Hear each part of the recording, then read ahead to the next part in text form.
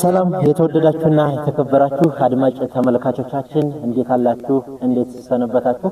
ከብዙ መጥፋት በኋላ ወደ ፕሮግራማችን ተመልሰናል። የነበሩ አንዳንድ ክፍተቶችን በመሙላት የፍሪ ፕሬስ ቻናል ባለቤት ጋዜጠኛ መልካም ሞላ ያሉ ችግሮች እንዲስተካከሉ የበኩሏን አስተዋጽኦ በማድረግ ወደ ፕሮግራማችን እንድንመለስ አድርጋናለችና በአድማጭ ተመልካቾች ስም ምስጋናችን ይድረስሽ ብለናል። ጋዜጠኛ መልካም ሞላ እጅግ ከልብ ነው የምናመሰግነው። የተወደዳችሁና የተከበራችሁ አድማጭ ተመልካቾቻችን እንግዲህ ከትግላችን ጎን ለጎን ትግላችን ምን ይመስላል የኃይል አሰላለፋችንን የኃይል አደረጃጀታችንን በደንብ ስናስቃኛችሁ ነበር ከዚህ በፊት ባሉ ቪዲዮዎች። እንደዚሁም አንዳንዴ ደግሞ የታጋዮች ህይወት ምን ይመስላል የሚለውንም እያስቃኘን ነው። በዛሬው ፕሮግራማችን እንግዲህ ከታጋዮቻችን መካከል ህይወታቸው ምን ይመስላል የሚለውን ሊያካፍሉን ለምን ወደዚህ ትግል እንደገቡ ሊነግሩን ብዙዎችን ከውቀት ማማ ላይ ያወጡት አንድ አንጋፋ መምህር እና እንዲሁም ፋኖ ታጋይ የሆኑ ሰው ነው ይዤ የመጣሁት። ማናቸው? ምንድናቸው? ወያቸው የት ነበሩ የሚለውን ከራሳቸው አንደበት በቀጥታ እንሰማለን ማለት ነው። እስከ ፕሮግራማችን ፍጻሜ ድረስ አብራችሁን እንድትቆዩ እየጋበዝኩ የፕሮግራሙ አዘጋጅና አቅራቢ ጎጃም አዝመራው ነኝ። ሰናይ ጊዜ ይሆንላችሁ። እሺ ጋሼ አክብረኸኝ አድማጭ ተመልካቾቻችንን ክብር ሰጠህልኝ መጣ ቆይታ እንድናደርግ መልካም ፈቃድህ ስለሆነ እጅግ ከልብ አመሰግናለሁ። አንተም አክብረህ ስለጋበዝከኝ በአማራ ፋኖ ታጋይ ስም ምስጋና መግለጽ እወዳለሁ። እሺ እጅግ ከልብ እያመሰገንኩ እንግዲህ ይሄ አንዳንድ ታጋዮች የግል ህይወታቸው ምን ይመስል ነበር አሁን ላይ ያሉበት ሁኔታ ምንድነው የሚለውን የምንጨዋወትበት መርሃ ግብር ነውና ለዛሬ ካንተ አንደበት የምንፈልገው ለተመልካቾቼ ፋኖ መምህር ማን ነው? የት አስተማረ? የቤተሰቡ ሁኔታው ምን ይመስላል የሚለውን እስኪ ይሄን እንጀምር። እሺ ፋኖ መምህር ማናየ ባንተ ይሁን በድሮ ጎዛመን ወረዳ የያ ቀበሌ በአሁኑ ቀበሌ 20 ደብረ ማርቆስ ከተማ ጎጃም ክፍለ ሀገር ነው የተወለድኩት። እንደ ገጠር ልጅ ከብት እየጠበቅኩ ከኩዮች ጋር እየተጫወቱ ካደኩ በኋላ እድለኛ ሁኜ ነው መሰለኝ በ1970 ዓመተ ምህረት የመሰረተ ትምህርት አዋጅ ሲታወጅ የመሰረተ ትምህርት ዘማቾች በመምጣት የኛ ሰፈር ማረፍ ያደረጉ። የዘመናዊነት ምንነትና ትምህርትን ገና ትምህርት ቤት ሳልገባ ነው ያወቅኩ ማለት እችላለሁ። ነፍሱን ይማረውና ሀብታሙ ላቀው ደብረ ማርቆስ ከተማ ቀበሌ 2 ተወልዶ ያደገው የቆዳ ነጋዴና የነጋዴ ቤተሰብ የነበረው ልጅ ባለባበሱ በአጠቃላይ ማንነቱ ወደ ትምህርት እንዳዘነብል ስልጣኔ ምን እንደሆነ አለባበስ ምን እንደሆነ እስካሁን ድረስ በህይወቴ ውስጥ ተጽዕኖ አሳድሯል። ከዛም በሚቀጥለው ዓመት በ1971 ዓመተ ምህረት ወደ ነራታ አንደኛ ደረጃ ትምህርት ቤት በመግባት እስከ 4ኛ ክፍል ነራታ አንደኛ ደረጃ ትምህርት ቤት ትምህርቴን ተከታትያለሁ። በመቀጠል ወደ ደብረ ማርቆስ ከተማ በመሄድ ከ5ኛ እስከ 12ኛ ክፍል ያለውን ትምህርቴን ወደ ደብረ ማርቆስ ከተማ ተከታትያለሁ። ይሁን እንጂ በወቅቱ በነበረው ስርዓት ብዙ የዩኒቨርሲቲ ተማሪዎች ወደ ዩኒቨርሲቲ አይገቡም ነበርና እኔም የዛ እድል ፈንታ ተቃማሽኛለሁ። ይሁን እንጂ በመወዳደር በ1982 ዓመተ ምህረት ጎንደር መምህራን ማሰልጠኛ ተቋም ገባሁ። ወቅቱ የኢህአዴግ ሰራዊት ከደርግ ሰራዊት ጋር አንገት ለአንገት የሚተናነቅበት ጎንደር በ20 እስከ 25 ኪሎ ሜትር ዙሪያ ጦርነት የሚካሄድበት ወቅት በመሆኑ የጦርነትን አስከፊነት የጦርነትን ምንነት የትግልን ምንነት በለጋድሜ ግንዛቤ አግኝቻለሁ ማለት እችላለሁ። የኢህአዴግ ሰራዊት ጎንደር ዙሪያን መግባት ሳይችል እስከ ባህር ዳር ከተማ ድረስ ገብቶ ጦርነት ያካሄድ ነበር። ከዛም ከተመለሰ በኋላ እኛ ትምህርታችንን አጠናቀን ወደ አገራችን ወደ ጎጃም ተመለስ። በመቀጠል በ1983 ዓመተ ምህረት በእናርጅና አውጋ ወረዳ ጎጃም ክፍለ ሀገር የመጀመሪያን ስራዬን ሀብዬ በእናርጅና አውጋ ወረዳ ጀመርኩ። በመቀጠል ወደ ባሶ ሊበን ወረዳ ከዛም ወደ ማቻከል ወረዳ ኋላም ደብረ ኤልያስ ወረዳ ራሷን ስትችል በደብረ ኤልያስ ሙሉ የወጣትነት ህይወቴን አሳልፌያለሁ ማለት እችላለሁ። ከ20 ዓመት በላይ ደብረ ኤልያስ ከተማ ሰርቻለሁ። በዚህ ሁሉ ሂደት በተለያዩ ፈተናዎች አማራን ገጥመውታል። እንደ አንድ መምህርም በትንሹም ቢሆን ግንዛቤ አለ። በየጊዜው የሚለዋወጠው የመሬት ስርዓት፣ የቤተሰብ ስርዓት እንዲሁም የፓርቲዎች የነጻ ፓርቲዎች ትግል ኢህአዴግ በፈቀደበት ሰዓት እነ ፕሮፌሰር አስራት ወልደየስ ትግል ሲጀምሩ በእነሱ ላይ የደረሰውን ሌሎችንም ሁኔታዎች ከታተልም አይም ስለነበር ለኔ ትልቅ የፖለቲካ ግንዛቤ ተፈጥሮልኛል። በመቀጠል በ1995 ዓመተ ምህረት የነጻ ፓርቲ አባል ከሆነው አንዱ የኢትዮጵያ ዲሞክራሲያዊ ፓርቲ በአቶ ልደቱ አያሌው ይመራ የነበረው አባል በመሆን እየተንቀሳቀስኩ ያለ ስርዓቱ ነጻ ፓርቲ ይፍቀድ ነጻ ናቸው ይበል እንጂ ነጻ ለመሆናቸውን በኔ በግለሰቡ ላይ አሳይቶኛል። ይህም በማደርገው እንቅስቃሴ በ1996 ዓመተ ምህረት በፓርቲው እንቅስቃሴና በሌሎች ምክንያቶች ከስራ ታግጃለሁ። ይሁን እንጂ ያ ለኔ ከስራ መታገድ ሙሉ ጊዜን በፖለቲካ እንድንቀሳቀስ ምክንያት ሆነኝ። ኢዴፓ ከሌሎች አቻ ፓርቲዎች ጋር በመቀናጀት ታላቁን ፓርቲ ቅንጅትን ፈጠረ። ቅንጅት በ1997 ዓመተ ምህረት በኢትዮጵያ የፖለቲካ ስርዓት ውስጥ ትልቅ ሚና ነበረው። በመሆኑም አዲስ አበባ ሙሉ በሙሉ አሸንፎ ተረክቦ ነበር። ይሁን እንጂ በፓርቲ ውስጥ በነበሩ የአሰራር ችግሮች በመንግስት ከፍተኛ ሴራ እጃችን ላይ የገባውን አዲስ አበባ ከተማን አሳልፈን ለመንግስት አስረክበናል። ከዛም መንግስት ስህተቱን በማረም ህዝቡንም ይቅርታ በመጠየቅ ወደ ስራ በ1998 ህዳር ወር ተመልሻለሁ። ከህዳር ወር ወደ ስራ ከተመለስኩ በኋላ በዛው አመት የመጀመሪያ ዲግሪን ትምህርት ጀመርኩ። ከልህ አስጨራሽ ጥረትና ድካም በኋላ የመጀመሪያና ሁለተኛ ዲግሪን በእንግሊዘኛ ቋንቋ ከባህር ዳር ዩኒቨርሲቲ ያገኘሁ። በዚህም ከአንደኛ እስከ 12ኛ ክፍል ድረስ በሂደት ራሴን እያበቃሁ ራሴን እያሳደግኩ ሳስተምር ቆይቻለሁ። በተከታታይ በተደረጉ አማራ ላይ በሚፈጸሙ በደሎች ማለትም መፈናቀል ከብዙ ክልሎች ብዙ የአማራ ህዝብ ተፈናቅሏል። ለፍተው ጥረው ግረው ያፈሩትን ሀብት አጥተዋል፣ ተዘርፈዋል። ገበሬዎች በእርሻ ቦታቸው ተገለው የዱር አውሬ ሲሳይ ሆነዋል። ብዙ አማራዎች በመታገት ከአቅማቸው በላይ የሆነ ገንዘብ ተጠይቀዋል። የዩኒቨርሲቲ ተማሪዎች በተከታታይ በወለጋ ደምቢዶሎ ታፍነዋል። የደረሱበትም ደብዛቸው ጠፍቶ ቀርቷል። ይህ በዚህ እንዳለ የአማራ ብሔር ፓርቲ ሆነው አብን ሲመሰረት አባል በመሆን የሚችለውን ያህል አስተዋጽኦ አድርጋለሁ።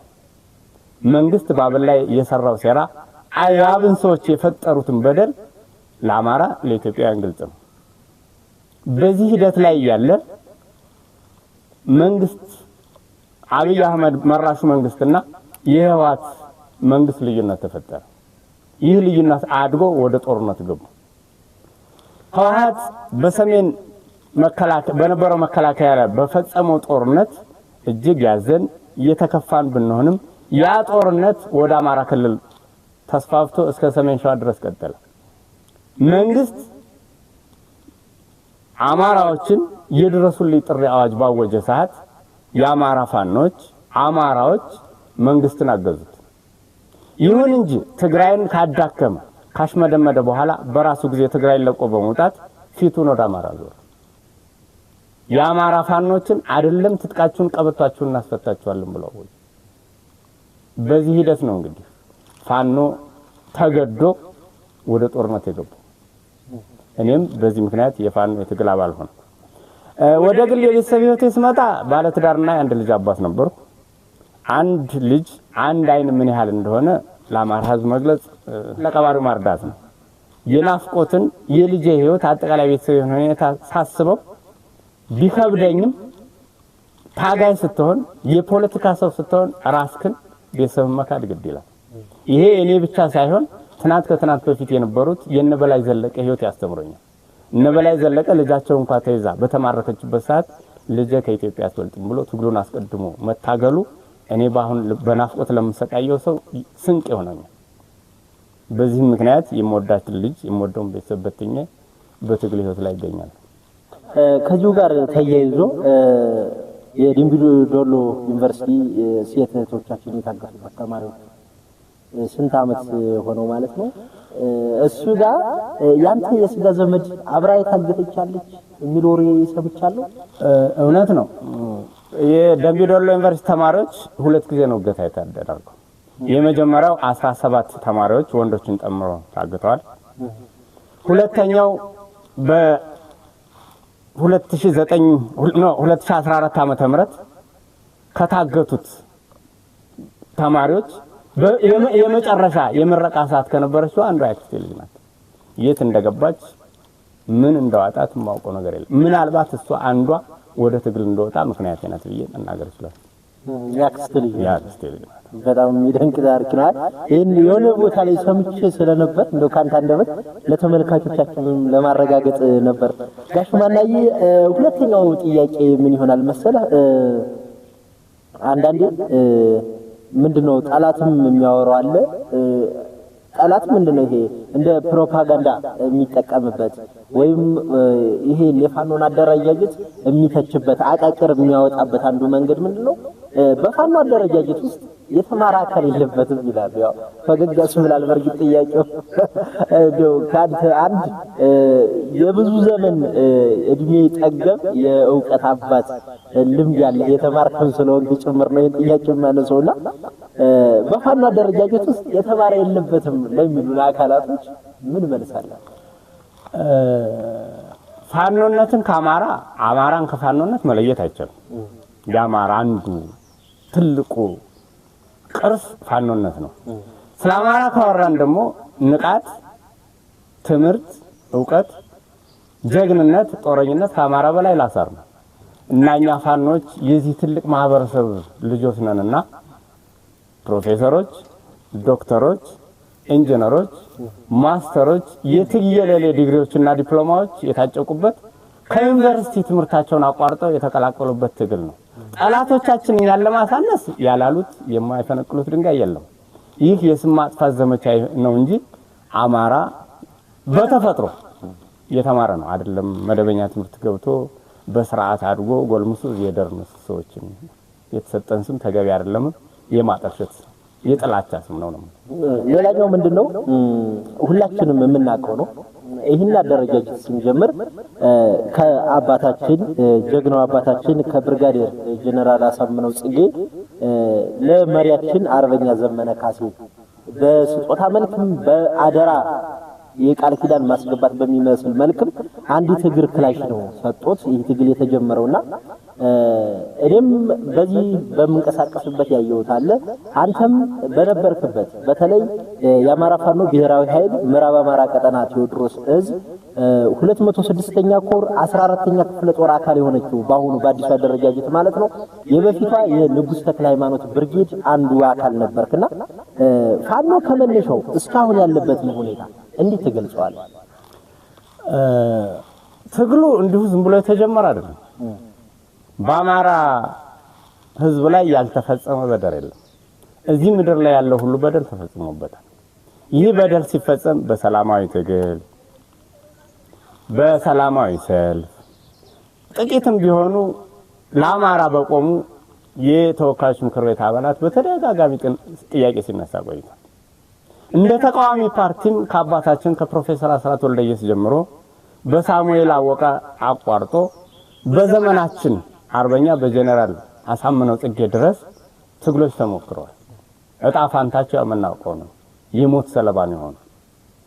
መጨረሻ ይሄ ሁሉ ሙከራ ከተደረገ በኋላ ለማጥፋት አማራን ለማጥፋት ዘር ማጥፋት ጦርነት ሲያወጅብን ያለንን ይዘን የተነሳን እንደ ንጉስ ተክለ ሃይማኖት እንደ መስራች መነግርህ 4 ክላሾች ነው እጃችን ላይ ነበሩት። የንጉስ ተክለ ሃይማኖት ፋኖ ከባሶሊበን አብራጅት ፋኖ ጋር በመቀላቀል ደብረ ማርቆስ ከተማ ያሉ ፖሊስ ጣቢያዎችና 15ኛ ሻለቃን ኦፕሬሽን በመስራት ምንም እንኳን የምንፈልገውን ያህል መሳሪያ እጃችን ባይገባም ያ አንድ መነሻ ሆኖናል። ከዛ በኋላም ከተለያዩ አጋር ሻለቃዎች ጋር በመደራጀት ከስናን አባግዱሜ ጋር ከደጋዳሞት ከዋበር ከደንበጫ አማኑኤል ደብረ ኤልያስ ባሶሊበን ወረዳ አባይ ብርጌድ የቦቅላ ድረስ በመዋጋት በማረክናቸው ትጥቆች ባስኮበለልናቸው የታጠቁ ኃይሎች ንጉሷ ከጊዜ ወደ ጊዜ አቅማን እያሻሻለች ንጉሷ ብቻ አይደለችም ሌሎች ፋኖችም ከስተታችን እየተማርን የተለያዩ አደረጃጀቶችን እየሰራን የህዝብ ምክር እየተቀበል ፋኖ ከጊዜ ወደ ጊዜ አቅሙን እያሻሻለ አደረጃጀቱን እያስተካከለ አሁን አለበት ቁመና ላይ ደርሷል። አሁን ማንም ሊቋቋመው የማይችል ስርዓት ያለው እስከ አፍንጫው የታጠቀ ኃይል መሆኑን ጠላቶቻችን አሳምረው ያውቁታል። ከዚህ የበለጠ መደራጀት ከዚህ የበለጠ መታጠቅ የሚገባን ነው። አሁን የደረስንበት ደረጃ ፋኖ የታጠቀ ብቻ አይደለም፣ ዲሲፕሊን ያለው የማይዋዥቅ አቋም ላይ ያለ የማሸነፍን ወኔ የሰነቀ ኃይል ነው ያለው።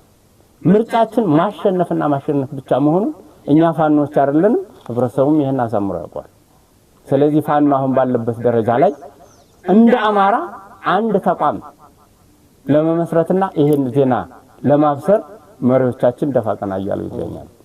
ጋሽማናዬ ቤቱን ኑሮውን የሚሳሳላትን አንድያ ልጁን ትቶ ሲወጣ በመጀመሪያ የነበረው በበፊቱ አጠራር በደብረ ማርቆስ ንጉሥ ተክለ ሃይማኖት ብርጌድ ነበር።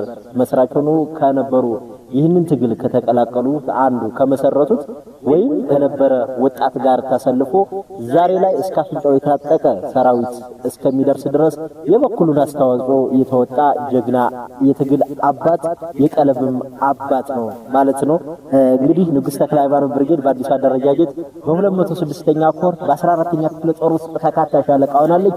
በክፍለ ጦር ውስጥም የራሱ የሥራ ድርሻ አለው። እሱን ቀስ ብለን በሌላ ፕሮግራም መግለጽ ስላለብን ነው ያላስተዋወቅናችሁ እንጂ አሁን የ14ኛ ክፍለ ጦር ላይ የሥራ ድርሻ አለው ማለት ነው። አሁንም እንደዛው ነው። ከጠላቶቻችን ከሚቀርጹልን አጀንዳ ፈቀቅ አላልኩምና ይሉ ምንድነው ፋኖ የተማረ ስለማይፈልግ ነው ትምህርት የከለከለው ትምህርት ቤቶችን የዘጋው የሚል ከሰሳና ወቀሳ ይመጣብናል። አሁን ይሄንን አንተ ምድር ላይ ወይም መሬት ላይ ሜዳው ላይ እንዳለ እንዳንድ ታጋይ ይህንን ወቀሳ ይህንን ከሰሳ ፋኖ እውን የተማረ አካል ስለማይፈልግ ነው ትምህርት ቤቶችን የዘጋው ይሄንን እንድታያዋል። ይህ ፍጹም ውሸት ነው። ስለ ትምህርትና አውራ አካል ወደ ኋላ ልመለስና ትንሽ ላውራ። የትምህርት ስርዓቱ በየጊዜው የሚዋዥቅ የሚቀያየር እንደ አማራ ብቻ አይደለም እንደ ኢትዮጵያ ወጥ የሆነ ማህበረሰብ ወጥ የሆነ የተማረ ኃይል እንዳይወጣ ጠላቶቻችን በተከታታይ ባለፉበት አመታት የሰሩት ነው። እንደው ለአብነት ለመጥቀስ ያህል የሰልፍ ኮንቴንት ወይም አሃዳዊ ስርዓት በ1988 በተመሰረተበት ሰዓት ከአንደኛ እስከ አራተኛ ክፍል የሚይዝ አንድ መምህር ሁሉንም ትምህርት ያ ስርዓት በሰዓቱ ለዛ የተዘጋጀ መምህር ለዛ የተዘጋጀ ምቹ ሁኔታ የለም። ይህ ስርዓት ተገቢ አይደለም ብለው የዩኒቨርሲቲ ተማሪዎችና መምህራን አምፀው ነበር። 32 የዩኒቨርሲቲ መምህራን በአንድ ቀን ያባረረ መንግስት። እነዛ መምህራን ለብዙ አመታት ስቃይን መከራን አይተዋል። በዛም ብዙ ትውልድ ተቀብሯል። ከዛ በመቀጠልም ወደ መጨረሻው አካባቢ ልምጣልና 33 አመት አስተምሬያለሁ። በዚህ ረጅም ጊዜ ማስተማር ልምዴ አንድ ሀገር 100% ተማሪ አስተምራ 3% የሚያልፉባት ምናልባት ኢትዮጵያ የመጀመሪያ ትሆን ይሆን እርግጠኛ አይደለም። እኔን ወደ ትግል ካስወጣኝ አንዱ ምክንያት ነው። ያስተማርናቸው ተማሪዎች አንገት መድፋት የጀመሩ ዛሬ ነው። ከነ 3%ም እኮ አማራ ውስጥ የአማራ ተማሪዎች ስራ ይዘው ወደኛ ወደ ትግሉ ስንመጣ በከባድ መሳሪያ የሚጨፈጨፍ ህዝብ ትምህርት ቤቶች ይወደሙበት ትምህርት ቤቶችን መከላከያ ካምፕ ያረጋበት ክልል ነው። በዚህ ሁኔታ ላይ ያለን ትምህርት ማስቀጠል በህፃናት ላይ ሞት እንደማወጅ ይቆጠራል። እንግዲህ ተመልካቾቻችን እናንተ ምን ተሰምታችሁ ይሆን? እኔ በጣም 33 አመት የውቀት አባት ሆኖ መዘለቅ ምንኛ መታደል ነው። እኔ ዛሬ አንተን ኢንተርቪው ማድረግ የራሱ ክብር ነው የሚሰማኝ ጋሼ። እውነት ለመናገር 33 አመት በቃ ምንድነው ትውልድን ወደ ዕውቀት ማማ ለሶስት አስርት አመታት ማለት እኮ። ስለዚህ በጣም የሚደንቅ ቆይታ እያደረግን እንደሆነ ነው የሚገባኝ። ተመልካቾቻችን ሐሳብ አስተያየት ካላችሁ ከስር ላይ በመናስቀምጥላችሁ ጎጃም አዝመራው በሚለው የፌስቡክ ገጻችን መልእክታችሁን ብትልኩልን ይደርሰናል። መሸሻል ያለበትን አሊያም ምን የተሰማችሁን ነገር 33 አመታትን በማስተማር የዘለቀ አንጋፋ የዕውቀትም የእድሜም አባቴ ጋር ነውና ቆይታ እያደረግን ያለው። አስተያየት ጥቆማችሁን በታች በመናስቀምጥላችሁ የፌስቡክ አድራሻችን አድርሱን ማለት እፈልጋለሁ። ሌላው አንዳንዴ በማወቅም ባለማወቅም በተለይ ሆነ ብለው የሚያደርጉን ደግሞ የሚያሸማቅቁን ሰዎች በሞቀ ቤታቸው ቁጭ ብለው ሶፋቸው ላይ ጋደም ብለው ቴሌቪዥናቸውን እየተመለከቱ ጥሪያቸውን እየቆረጠሙ ቡናቸውን እያስፈሉ ከልጆቻቸው ጋር እየቦረቁ በቃ ህይወታቸውን እየቀጩ ትግል ላይ ያለን ታጋይ ደግሞ ለማሸማቀቅ ለመወረፍ የሚሄድ ርቀት አለ። ለምሳሌ አንተን በተንቀሳቀስኩባቸው ቦታዎች ሁሉ ስለገጠመኝ አንዳንዶች ጋር ጠጋ ብዬ ከተላላቆች ጋር ሳወራ የተባሉትን ይነግሩኛል።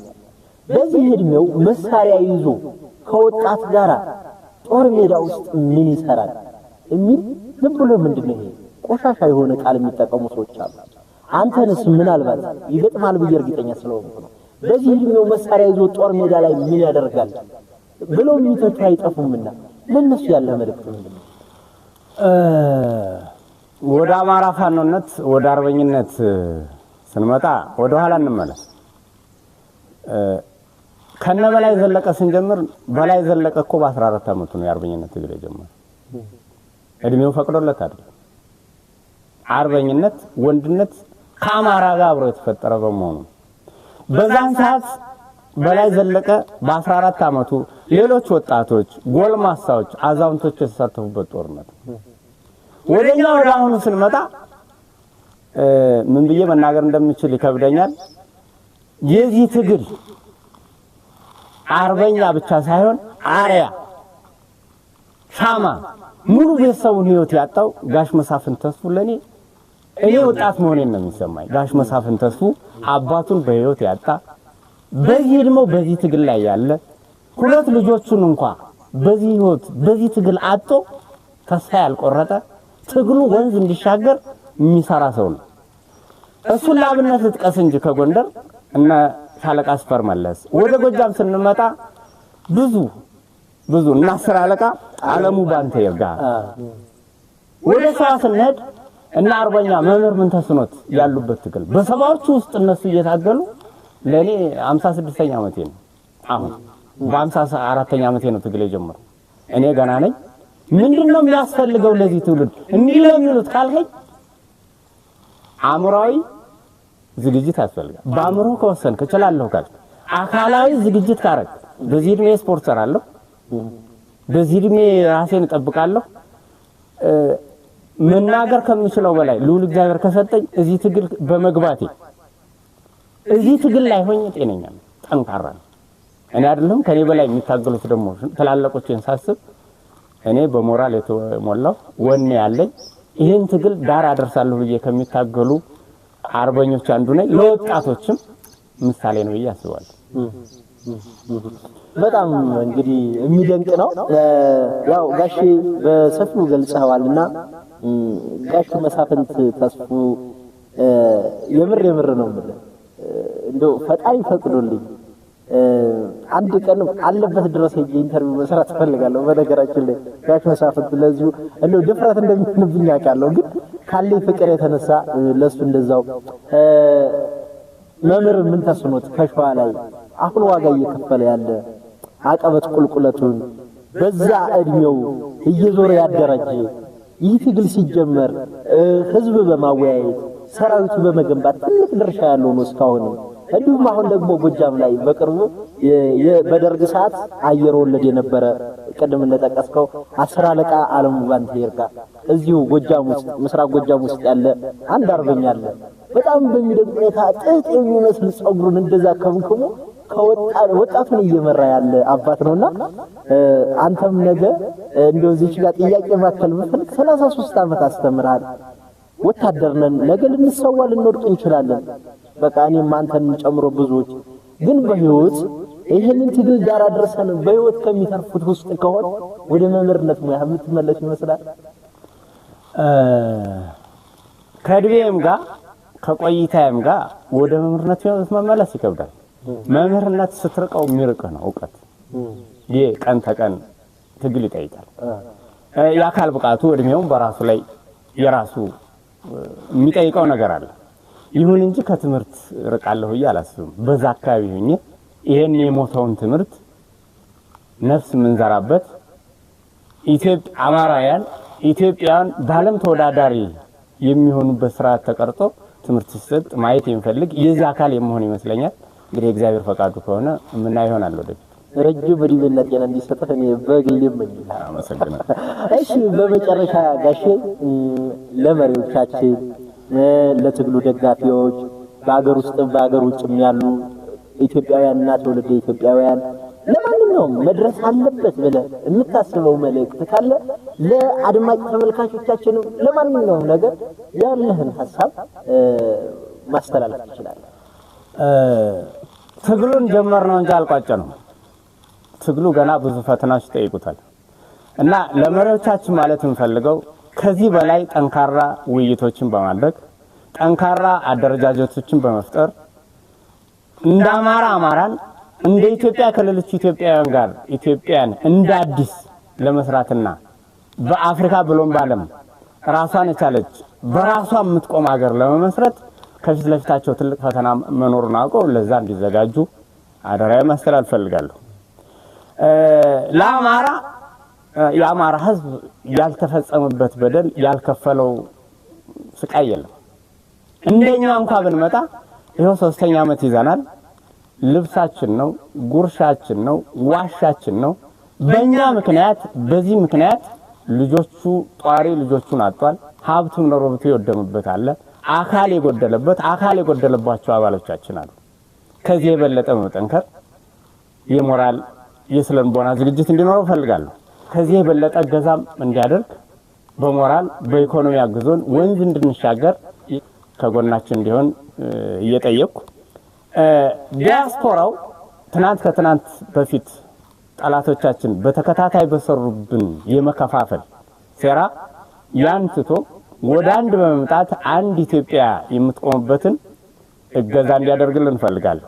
በቂ ሰው ሀብት አለን፣ ውጭ በቂ ገንዘብ አቅም አለን። ያጣነው ትንሽ አንድነትና ቅንነት። ይህን አንድነት በመወያየት ግለኝነትን የብሔር የፖለቲካ ልዩነትን ወደ ጎን በመተው አንድ ኢትዮጵያ የምትመሰረትበትን ሁኔታ ወደ ሀገር ውስጥም በሀገር በዓለም አቀፍ ደረጃም ትግሉን የጀመሩትን አጠናክረው እንዲቀጥሉ ጠይቃለሁ። ወደ ፋኖ ስንመጣ ትግል መራራ ነው። ብዙ ወንድሞቻችንን ብዙ ጓዶቻችንን አጣናል። አሁን ደግሞ በምንሰራው መዋቅር ከአካባቢያችን የመራቅ የመፈወዝ መዋቅርን የመከተል እንደ መርህ እንዲቀበሉት አዲስ አወቃቀር በመስራት አዲስ የተሻለ ሰራዊት የተሻለ ጦርነት ስትራቴጂ በመቀየስ የነገዋን ኢትዮጵያ በስርዓት እንድንረከብ ዘንድ ከዚህ የበለጠ ጽናት ከዚህ የበለጠ ያመለካከት ለውጥ ያስፈልጋል። ሌሎች ብሔረሰቦች ትግራይ ተዳክሞ ትግራይ ያለችበትን የገጠማትን ችግር ማንም ኢትዮጵያ ይሆን ያውቃል። በአማራ እየተፈጸመ ያለው ምታውቃ አማራ ቢሸነፍ ሌሎች ብሔረሰቦች ጣፋታቸው መሰልቀጥ ነው። አሁንም እየተደረገ ስለሆነ ከአማራ በኦሮሚያ የተወሰደ መሬት አለ፣ ከቤንሻንጉል በኦሮሚያ የተወሰደ መሬት አለ። ጋምቤላ ጦርነት ተካሂዷል። ደቡብ ብሔረሰቦችን የመከፋፈል የማዳከም ስራ ተሰርቷል። በቅርብ እንደውም በይፋ የሰማነው ዜና እነ ድሬዳዋ እና ሐረር ክልል የኦሮሚያ አካል ናቸው። ያው እንደዛው በአንድ ጠቅላይ ሚኒስትር በአደባባይ እየተነገረ ቃል አፋር ሶማሌም ልዩነታቸውን ትተው አንድ በመሆን ይሄን ትግል በማገዝ ይሄን የስቃይ ዘመን በማሳጠር የነገዋን ጠንካራና አዲሷን ኢትዮጵያ እንድንፈጥር ጥሪ ማቅረብ እወዳለሁ። ወደ አማራ ወደ መዋቅራዊ ስመለስ እንደ አማራ የሲቪል መዋቅር እየዘረጋ ነውና ትናንት የተሰራብንን በደል ትናንት የተሰራብንን ግፍ ትናንት የተሰራብንን ድክመት ለማስወገድ ሁሉም የህብረተሰብ ክፍል እጅና ጓንት ሆኖ መስራት አለበት። የሃይማኖት መሪዎች፣ የሀገር ሽማግሌዎች፣ የቤተሰብ ኃላፊዎች ሁሉም የየድርሻውን በመወጣት አዲስ ማስተዳደር አዲስ ማህበረሰብ ለመፍጠር የምናደርገውን ጥረት እንዲያግዘን ጥሬን ማስተላለፍ ፈልጋለሁ። በመጨረሻ what I say one thing, communication it is a weapon. A society with a good communication can easily agree. Those who have good communicators can easily persuade the society and address easily. At a higher level, we want to have a good diplomatic society. This diplomatic society can easily solve problems inside the country. At a higher level, in the international, it can create an influential community. as a country, Ethiopia will be benefited. When we have a good diplomatic society. So let us use communication wisely and properly. Thank you. ጋሼ እንግዲህ አክብረኸኝ እዚሁ ተገናኝተን ይሄንን የመሰለ ውብ የሆነ ቆይታ ስላደረግን በአድማጭ ተመልካቾቼ ስም እጅግ ከልብ ነው የማመሰግነው። እሺ እኔም አመሰግናለሁ። የተወደዳችሁና የተከበራችሁ አድማጭ ተመልካቾቻችን እንግዲህ ከፋኖ መምህር ማናየ ባንተ ይሁን 33 አመታትን እንግዲህ በጣም ከባድ ቁጥር ነው በነገራችን ላይ 33 አመታት በማስተማር ብዙዎችን ከድንቁርና ወጥቶ ያወጣ ከመሃይምነት ያላቀቀ ጀግና አባታችን ነው። አሁን ላይ ደግሞ እየተደረገ ባለ በዚህ የህልውና ትግል መላው አማራ አንድ ከዳር እስከ ዳር ተጠራርቶ አንድ ሆኖ እየተዋጋ ባለበት ሰዓት ደግሞ ነፍጥ አንስቶ ይሄው አሁን 3ኛ አመታችንን ይዘናል ማለት ነው። ከወጣቱ ጋር ወጣቱን በማስተባበር እንዲሁ በማስተማር እሱን ከፊት ሆኖ በመምራት ይህንን ትግል እያሳለጡ ካሉ ጀግና አባቶች አንዱ ነው። ከሱ ጋር የነበረን ቆይታ ይህንን ይመስል ነበር። በአዲሱ አደረጃጀት የአማራ ፋኖ ብሔራዊ ኃይል ምዕራብ አማራ ቀጠና ቴዎድሮስ ዕዝ 206ኛ ኮር 14ኛ ክፍለ ጦር ንጉስ ተክለ ሃይማኖት ሻለቃ ላይ እንግዲህ ቆይተው የነበረው አሁን ግን የ14ኛ ክፍለ ጦር ላይ ደግሞ የሥራ ኃላፊነት ይዞ እየሰራ ያለ ጀግና አባታችን ነው። በቀጣይ ሌሎች ጋርም ይኖረናል እንደዚሁ የታጋዮች ህይወት ምን ይመስላል የሚለውን ወደ እናንተ እናደርሳለን። እናንተ ግን ስር ላይ በመናስቀምጥላችሁ የፌስቡክ አድራሻችን መልእክታችሁን አስተያየት ጥቆማችሁን አድርሱን እንቀበላለን። ለዚሁ በድጋሚ ግን የተቋርጦ የነበረው ፕሮግራማችን እንዲቀጥል የፍሪ ፕሬስ ቻናል ባለቤት ጋዜጠኛ መልካም ሞላ ላደረገችልን ነገር በአድማጭ ተመልካቾች ስም እጅግ ከልብ ነው የምናመሰግነው። ፕሮግራሙን በማዘጋጀት በኩል ጎጃም አዝመራው ነበርኩ። በቀጣይ በሌላ ጊዜ ከሌላ እንግዳ ጋር እስከምንገናኝ ድረስ ቸር ሰንብቱልን። ሰናይ ጊዜ ይሁንላችሁ።